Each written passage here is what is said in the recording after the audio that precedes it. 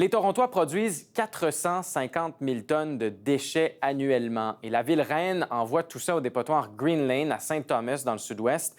Mais le dépotoir sera plein d'ici 10 ans. Alors le temps presse. Toronto évalue présentement différentes options comme l'incinération et l'utilisation d'un autre dépotoir.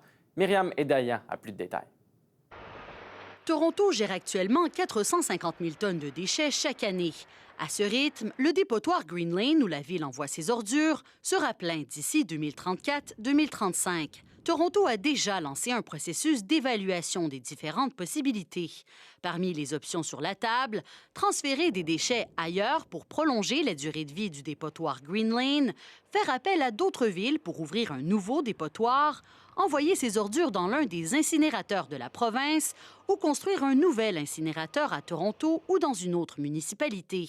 Ces deux dernières options font toutefois sourciller certains environnementalistes. Brûler les déchets, c'est complètement contraire aux intérêts environnementaux, mais aussi à la santé humaine.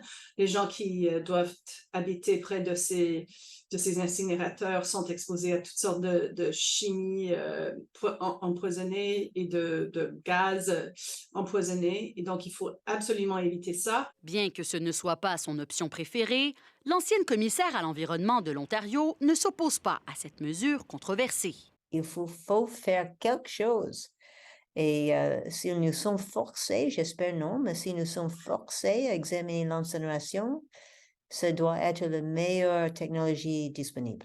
Elle rappelle qu'une évaluation des risques liés à la pollution devra être menée avant de miser sur cette possibilité. Mais même si cette option était écartée, trouver un autre site d'enfouissement pour les déchets torontois ne sera pas facile en raison du manque d'espace. Les options sont donc limitées. La plupart de ces déchets, c'est du, je ne sais pas le mot en français, le packaging.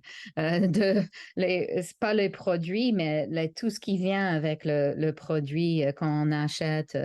Alors, si on peut réduire ça, si on peut gérer ça, déjà, on a trouvé une solution pour la plupart de déchets dans les villes comme Toronto. Pour répondre au problème, ces experts estiment qu'il faudra d'abord réduire le nombre de déchets, en augmentant notamment le recyclage et le compostage.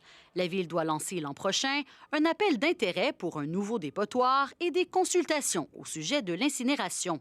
Aucune date n'a été déterminée pour l'instant. Ici Myriam Edaya, Radio-Canada, Toronto.